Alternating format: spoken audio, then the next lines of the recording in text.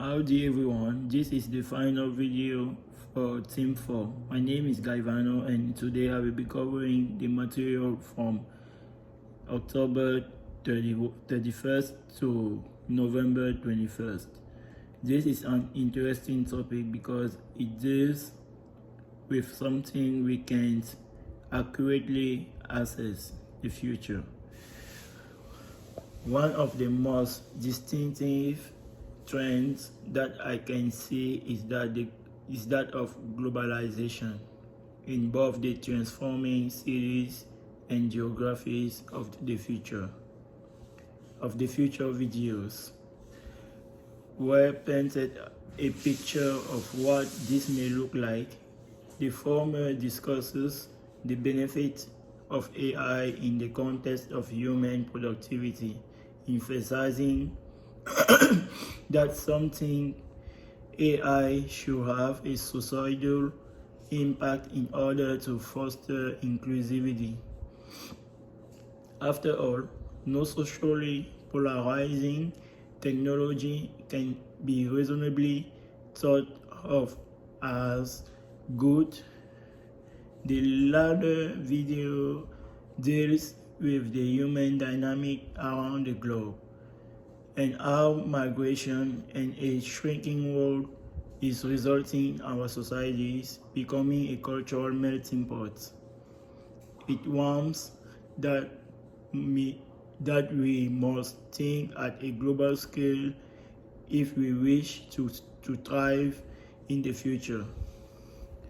The video The Future of Cities by Oscar Boyson sheds light on how cities can learn from each other and how cities are ultimately a reminder of how much people benefit from living near each other. It ends on a quote from Jane Jacobs, which summarizes the video quite well. Lowly, unpurposeful, and random as they may appear, sidewalk contact are the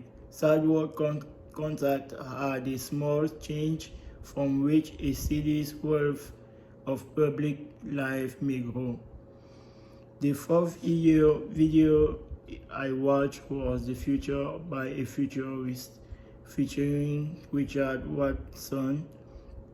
It details how humans can influence the future by what they do tomorrow, the day after, and so on. He talks about how energy, healthcare, and AI will see revolutionary progress in the future, as well as proposing that transhumanism is the most dangerous idea. Transhumanism, as he described, is living beyond the lifespan of the average person. The reason it is so dangerous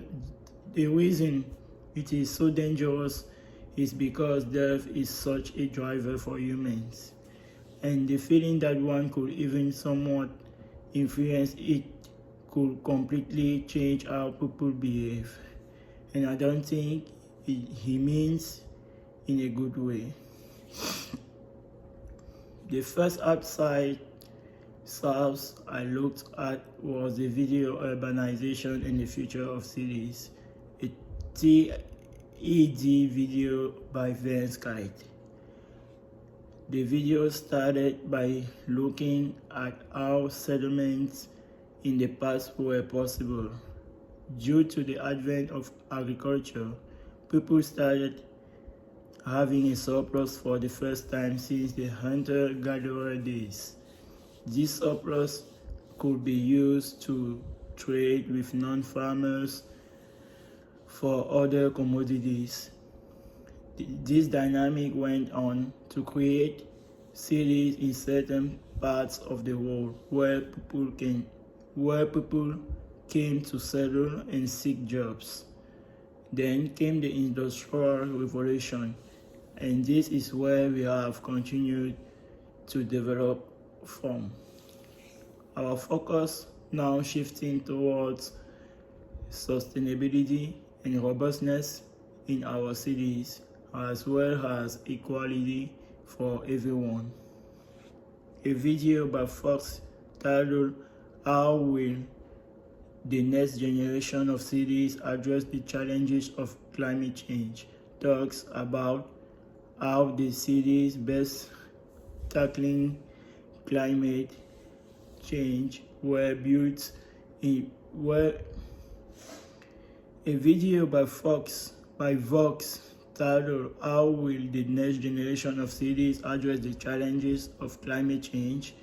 talks about how the cities best tackling climate change were built with the same thing in mind: human connection. Through narrow streets, homes close to workplaces, and communal areas, this can be achieved. Yet, most modern cities are built for cars with wide streets, distance between homes and workplaces, and parking lots. Cities face challenges beyond climate change, such as maintaining human health and social equality. The video talks about how the auto industry has played its part in influencing urban design to benefit the industry. But the best future for people living in cities is not one dominated by cars. It's one that is walkable, that is livable, that is livable.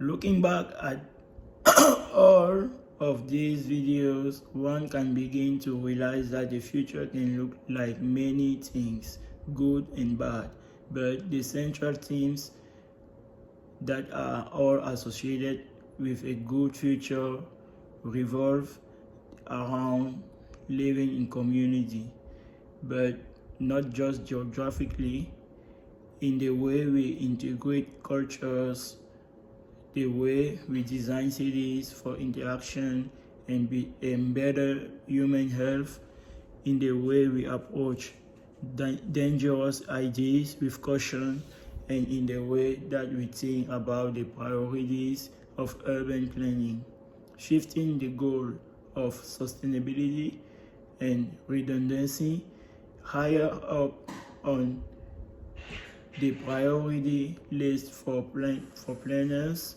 policymakers, and voters will yield dividends for the generations that come after us. No future can be perfect, especially as our technology nears a point where it could outpace our understanding of it. We need to